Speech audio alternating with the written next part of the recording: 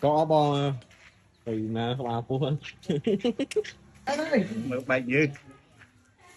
em nhớ thế mình nhớ vào có ai có đó à vô tiếp tới để có phạc ai chanh cái má chơi nó hơn tớ nè có bức tranh ghê mà sẽ bức tranh mà này ôi mà này anh mà kẹp bắt đấy đừng hả đó hết đây là anh em à mình kia phát on rồi sao mình kia phát on vậy mà mình kia phát on một cái không mà phong pì on nữa đi rồi mà làng mặt kêu ấy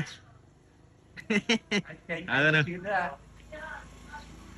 chơi ngon lắm cho dạ nãy cái nào nó Facebook nó mới cho được anh đó nè dạ squat luôn đấy nha ừ. rồi em bỏ cái nhất chọn đó